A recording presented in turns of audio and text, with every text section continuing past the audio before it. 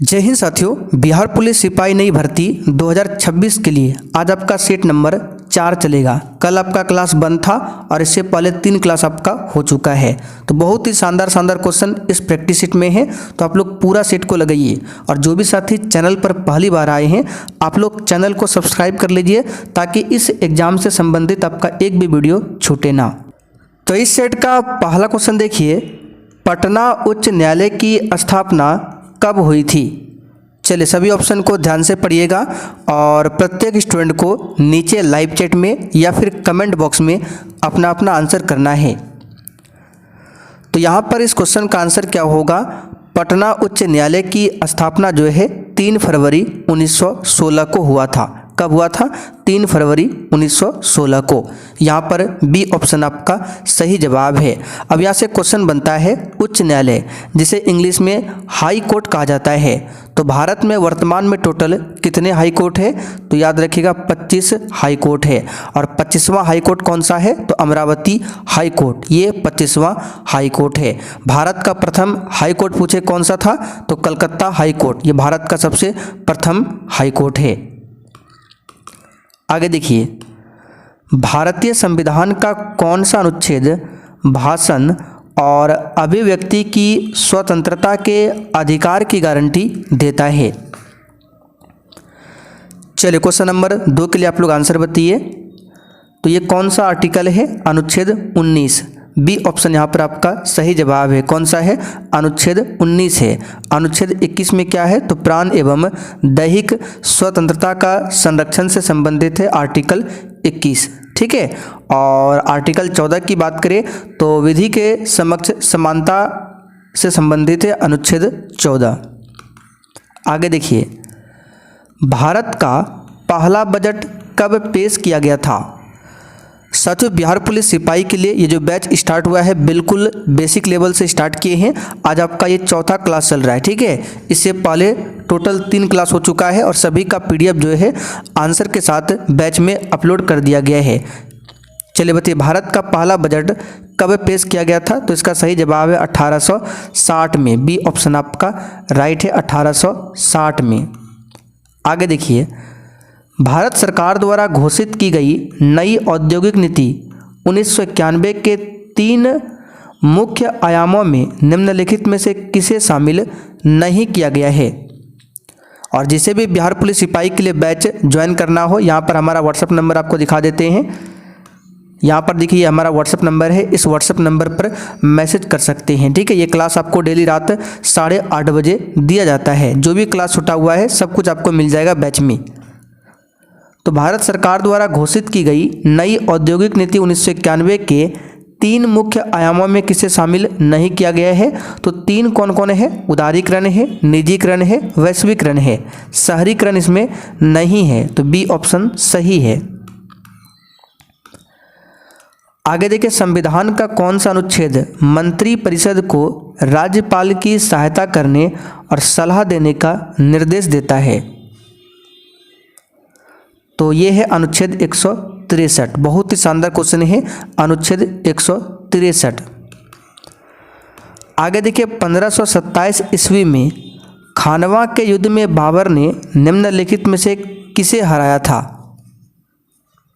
Question 6 के लिए answer बताइए। और जो भी साथी मध्य से सिपाही एग्जाम की तैयारी कर रहे हैं उसके लिए रात 8 बजे से क्लास चलता है। कल आपका सब क्लास बंद था, ठीक है।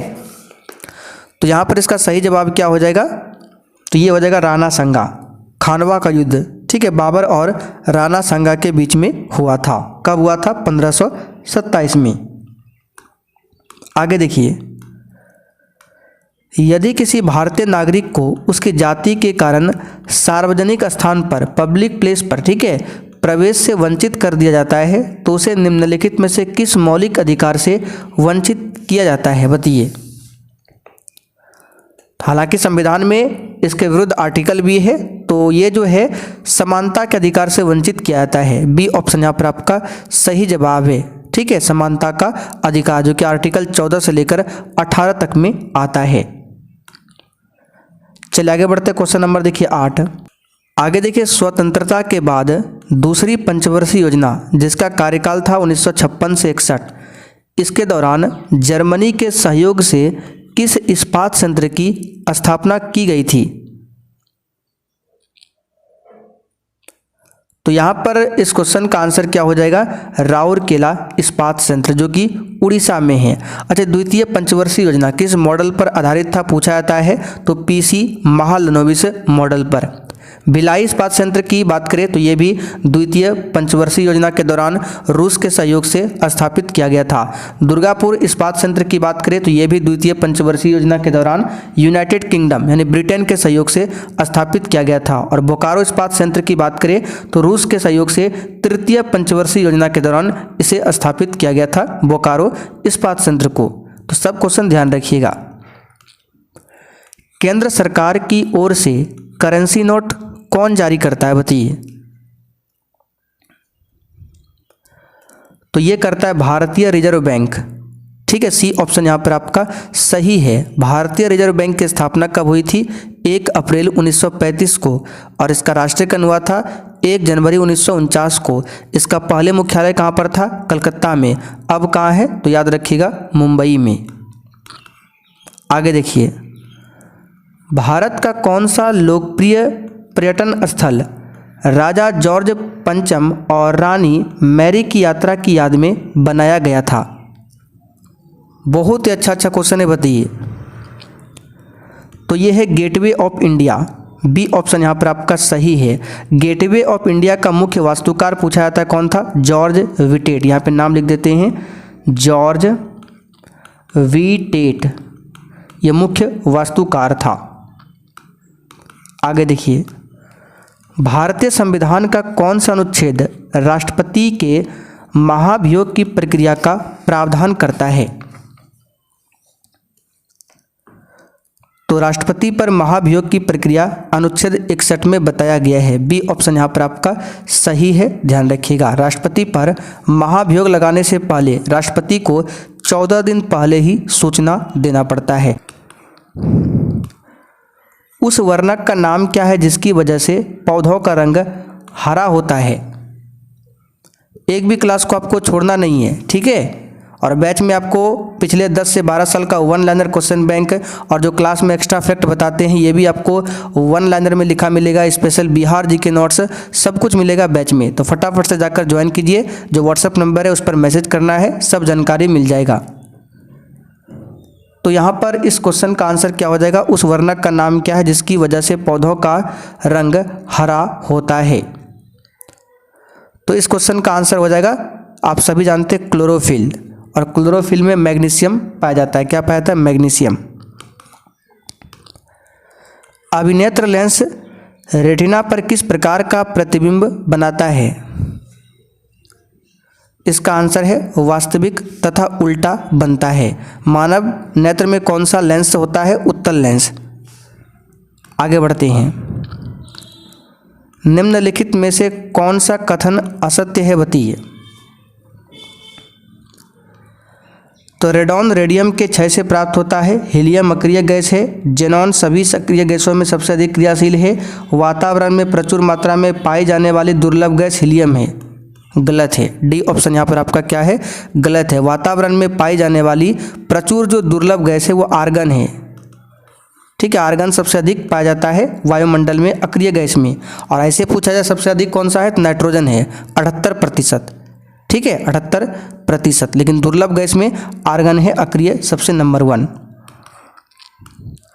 टार्ट्रिक अम्ल किस में पाया जाता है बताइए? तो सभी को पता है, इमली में होता है टार्ट्रिक अम्ल, टमाटर में होता है ऑक्जेलिक अम्ल, सिरका में होता है एसिटिक अम्ल, नींबू संतरा में कौन सा होता है? आप लोग कमेंट करके बताइए। तो निम्नलिखित में से कौन सी धातु आघातवर्ध्य नहीं है? तो सोना, चांदी, एल्युमिनियम है, पोटेशियम नहीं है। सी ऑप्शन यहाँ पर आपका सही है, पोटेशियम। संकेत होता है के। परमाणु क्रमांक कितना होता है? आप लोग कमेंट करके बताइए। डैश CHO प्रक्रियात्मक समूह वाले यौगिक कहलाते हैं, बताइए क्या कहलाता है? तो साथियों एल्डिहाइड कहलाता है। और ये क्या कहलाता है? अल्कोहल। ठीक है, तो यहाँ पर आंसर क्या हो जाएगा? C option aldehyde. न्यूलैंड्स के अष्टक सिद्धांत के अनुसार प्रकृति में कुल कितने तत्व विद्यमान थे? याद रखिएगा 56, बी ऑप्शन यहाँ पर आपका सही है। 56 तत्व विद्यमान थे। वर्तमान में कितना है आप लोग बताइए कमेंट करके, वर्तमान में टोटल कितने एलिमेंट है? वसा जिसे फैट बोला जाता है का पाचन करने वाले एंजाइम का नाम क्या है? तो साथियों ये लाइपेज है। क्या है? लाइपेज। डी ऑप्शन सही है, लाइपेज। आगे देखिए, किसी खाद्य श्रृंखला में तृतीयक उपभोक्ता होते हैं। अब देखिए इसका आपको पूरा कंसेप्ट समझाते हैं। सबसे पहले होता है उत्पादक, और उत्पादक क्या होते हैं? जो अपना भोजन स्वयं बनाते हैं, जैसे पेड़ पौधा। तो घास, पेड़ पौधा ये उत्पादक हो गया। अब घास पेड़ पौधा को जो खाएगा वो प्राथमिक उपभोक्ता होता है और वो शाकाहारी होता है। तो घास पेड़ पौधा कौन खाता है? गाय, भैंस, बकरी। तो ये आपका प्राथमिक उपभोक्ता हो गया। अब द्वितीयक उपभोक्ता कौन होगा? तो मांसाहारी। ठीक, जो प्राथमिक उपभोक्ता को खाएगा, जैसे गाय, भैंस, बकरी को जो खाता है वो आपका मांसाहारी होते हैं और द्वितीयक उपभोक्ता होते हैं। अब तृतीयक उपभोक्ता में कौन आता है? इसमें भी मांसाहार होते हैं, लेकिन बड़े मांसाहारी होते हैं जो द्वितीयक उपभोक्ताओं को खाते हैं। तो किसी खाद्य श्रृंखला में तृतीयक उपभोक्ता क्या होगा? तो मांसाहारी। प्राथमिक में क्या हो जाएगा? शाकाहारी। द्वितीयक और तृतीयक में मांसाहारी ही होते हैं। आगे देखिए, बिहार की सबसे पुरानी नदी घाटी परियोजना कौन सी है? अच्छा क्वेश्चन है। तो ये है सोन परियोजना। ये बिहार की सबसे पुरानी नदी घाटी परियोजना है। आगे बढ़ते क्वेश्चन 22। सूचना के अधिकार अधिनियम को भारत में कब लागू किया गया? तो ये 12 अक्टूबर 2005 को लागू किया गया। काफ़ी बार ये क्वेश्चन पूछा गया है, इसे ध्यान रखिएगा। 2005। ठीक है। आगे बढ़ते क्वेश्चन नंबर 23। निम्नलिखित में से कौन सा देश चावल का प्रमुख उत्पादक है? तो ये हो जाएगा चाइना। फर्स्ट ऑप्शन यहाँ पर आपका सही हो जाएगा, चाइना। आगे देखते हैं, यूरोप में कागज बनाने का पहला सफल कारखाना कहाँ खोला गया? तो ये जर्मनी में खोला गया। सी ऑप्शन यहाँ पर आपका सही है। और कागज मुद्रा जारी करने वाला पहला देश चाइना था। भारत में पहला सफल कारखाना 1879 में लखनऊ में हुआ था, लखनऊ में लगाया गया था। इस बात को भी ध्यान रखिएगा। और भारत में पहली प्रिंटिंग प्रेस की स्थापना पूछे तो 1556 में गोवा में पुर्तगालियों के द्वारा किया गया था। और भारत का पहला समाचार पत्र कौन सा था? तो जेम्स ऑगस्टस हिक्की के द्वारा जारी किया गया था, बंगाल गजट। भारत का पहला समाचार पत्र था बंगाल गजट। हिंद स्वराज के लेखक कौन थे? तो यहाँ पर इसका आंसर होगा महात्मा गांधी। ठीक है, महात्मा गांधी। इंडिया डिवाइडेड पुस्तक के लेखक पूछे तो डॉक्टर राजेंद्र प्रसाद। शिव समुद्रम जलप्रपात किस नदी पर है? तो ये कावेरी नदी पर है। ठीक है, कावेरी नदी पर। डी ऑप्शन आपका सही है, कावेरी नदी पर। धुआंधार जलप्रपात पूछे तो नर्मदा नदी पर है। दूध सागर जलप्रपात पूछे तो मांडवी नदी पर है, मांडवी नदी पर। हुंडरू जलप्रपात पूछे स्वर्ण रेखा नदी पर है। सबको ध्यान रखिएगा। पंजाब में भूमि निम्नीकरण का मुख्य कारण क्या है? अधिक सिंचाई है। क्या है? अधिक सिंचाई। भारत में स्थित लोनार झील किस प्रकार की झील है? तो लोनार झील महाराष्ट्र में है और ये एक क्रेटर झील है। बी ऑप्शन आपका सही है। चिल्का झील पूछे कहाँ पर है? तो चिल्का झील एक लैगून झील है जो कि उड़ीसा में है। भारत में सबसे बड़ी मीठे पानी की झील पूछे तो वुलर झील जो कि जम्मू कश्मीर में है। 2011 की जनगणना के अनुसार बिहार में प्रति वर्ग किलोमीटर जनसंख्या घनत्व क्या है? बताइए इस क्वेश्चन का आंसर क्या होगा? तो ये हो जाएगा 1106 व्यक्ति प्रति वर्ग किलोमीटर। देश का सबसे अधिक जनसंख्या घनत्व बिहार में। ठीक है, डी ऑप्शन आपका राइट है। गरीबी हटाओ का नारा कब दिया गया? तो ये 1971 में दिया गया था। गरीबी हटाओ का नारा 5वीं पंचवर्षीय योजना का ये मुख्य उद्देश्य था। पंचायती राज का वर्णन संविधान के किस अनुच्छेद में किया गया है? ये अनुच्छेद 40 में किया गया, अनुच्छेद 40 में। अमेरिका में राज्यसभा को क्या कहा जाता है बताइए। सीनेट बोला जाता है, सीनेट, ठीक है, सीनेट। और अमेरिका में प्रतिनिधि सभा को क्या बोला जाता है, तो उसको बोला जाता है कांग्रेस, प्रतिनिधि सभा को कांग्रेस, ठीक है। तो आंसर होगा सीनेट। आगे देखिए, डॉक्टर भीमराव अंबेडकर ने किस मौलिक अधिकार को संविधान की आत्मा कहा है, बताइए इस क्वेश्चन का आंसर। तो सभी को पता है संवैधानिक उपचारों के अधिकार को कहा, जो कि आर्टिकल 32 है। तो डी ऑप्शन आपका राइट है, ठीक है, मौलिक अधिकार के अंतर्गत आता है ये सब।